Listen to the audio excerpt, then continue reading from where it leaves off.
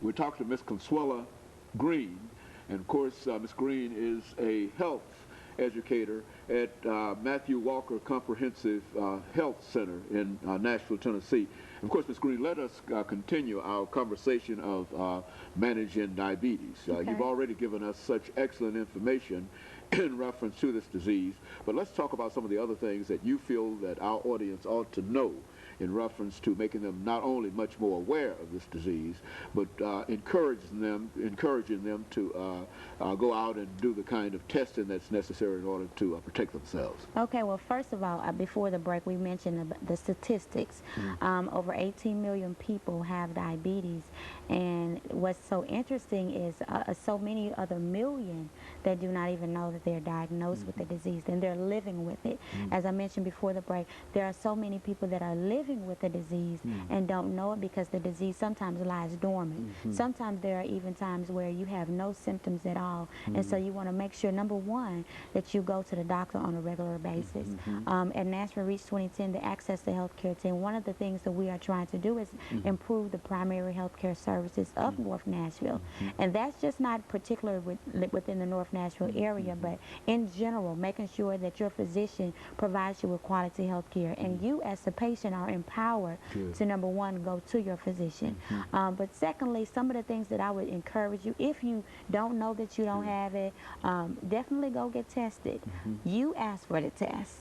Let them perform the test. Is it a difficult situation to get tested? Oh, no, because there are many opportunities. If you don't even go to the physician, your physician will be able to truly diagnose you, but there are other ways, like the health fairs at some of the local churches. They present glucose and cholesterol testing, and that's something that our screening team is mostly involved in, and that's an area that you can definitely get tested, and then they can refer you on for treatment. But definitely go to your physician, have a working relationship with your provider.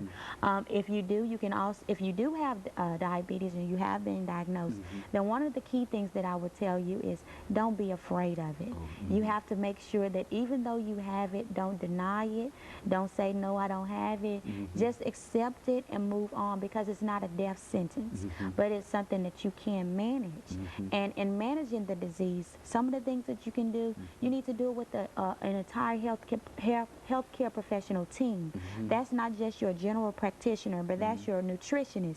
She can help you with how you can go about eating, and we have a nutritionist on board at Matthew Walker. You need to have a nephrologist, somebody that can help you with your kidneys. You need to have an ophthalmologist to get your eyes checked. You need to make sure that you have a podiatrist to get your feet checked so you don't have any amputations. All of these people play a key role in the success of your overall treatment plan. If you're just going to one and not following up with the others, then you're really not doing yourself any justice. So that's one of the things. And then I would encourage you to definitely share with your family. Your family is very supportive of you, and if you do have family members that are what I call diabetic cops, then you need to make sure that you talk to them and tell them, you know, that kind of hurts my feelings when you take away everything. I can't eat some things, and that really comes from just immaturity and them not understanding the disease. And so it's up to you to make sure that they are aware of the disease, what they need to do, and what things you can't eat. Especially if you go into a high and low blood sugar, they need to know if you go into a low blood sugar that you need to take a half a cup of orange juice or eat 5 or 6 hard candies. If you're in a high blood sugar, that you need to contact your physician to make sure that this is not something that happens regularly. These things are some things that they need to be aware of, not to beat you over the head, of course, but just to make sure that they are supportive of you. And then just to know that you're not in this thing by yourself. We have there are numerous support groups, and we don't like, you know, to say support groups, but we call them empowerment classes. At Matthew Walker, we have a Managing Your Diabetes program. That program is just growing by leaps and bounds, and this is just individuals who come and say, you know what, yes, I have the disease, but yes, I know I'm not in this thing alone, and I need some help. And so these individuals come, they learn, they have educational seminars, we bring in experts, because we we do not proclaim to be the experts in everything. Good. But we have experts to come in that will give them the testing that they need. Follow up with your physicians.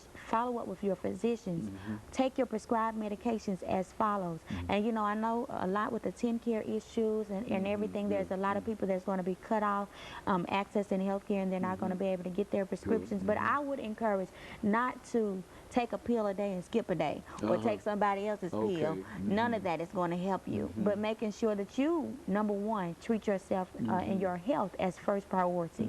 We take care of everybody else, but when it comes to our health, we don't take care of ourselves. And so that's things that I would encourage an individual who is living with it or who has a loved one to do, as far as it is in regards to diabetes. You know, and of course, Ms. Green, when we talk about this disease, I think that we also, and I think you've already mentioned the fact that young people, very young people, are also affected by this disease. Now, what can you say in reference to what you're doing at Matthew Walker in terms of identifying some of these young people that you might see? You know, we work primarily with the adults, but definitely we have a pediatric department that is on top of diseases and current information as far as children. And so one of the things that I would encourage, if you notice that your child is presenting any symptoms, is being very tired, irritable, or increase in thirst, can just drink at the refrigerator nonstop, definitely get them seen by a physician, and that pediatrician will be able to diagnose them and be able to run tests to see if they are presenting symptoms or signs for diabetes. If they are, you know, sometimes children deal with things differently than adults. So there are also groups out there, one in particular called Sugar Babies, that can help them in dealing with this disease. And also, I would just encourage that you support that person. So that means the entire family's regimen of eating, their lifestyle, their health will need to change so that this young child or the adult that's dealing with diabetes do not feel like they're being isolated or like I can't have anything, or you know, feel depressed.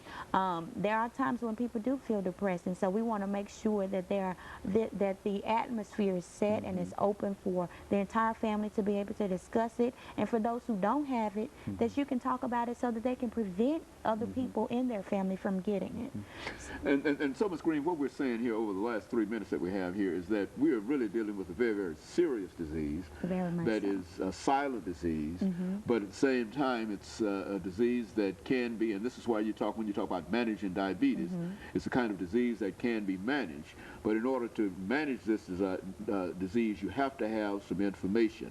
You have to be able to understand the blood counts and et cetera and et cetera. And if you have the disease and don't know that you have it, then you are running the risk in a real sense of having amputated limbs and et cetera and et cetera. Is that what we're saying here? That is what we're saying. Managing your diabetes. Managing diabetes is, number one, you putting the ball in your court and you saying, yes, I'm going through, I have this, but I'm going to conquer it. And that's what we're trying to get, is individuals to look at their disease not as I mentioned earlier, a death sentence, but you're going to conquer it. Making yourself accountable, number one, yes, I have it, but I need to do some things, and I'm going to treat my body as God would have me to treat it. And when you do that and you put yourself first, you start to take care of your health, you will see not only will you prolong or prevent some of the complications from coming, but you will have a much healthier life. And those around you will be successful as well, because you are.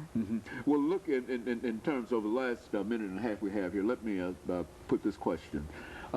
Do you think that the Matthew Walker Center, a comprehensive health center, is performing a real need within the catchment area that it's in?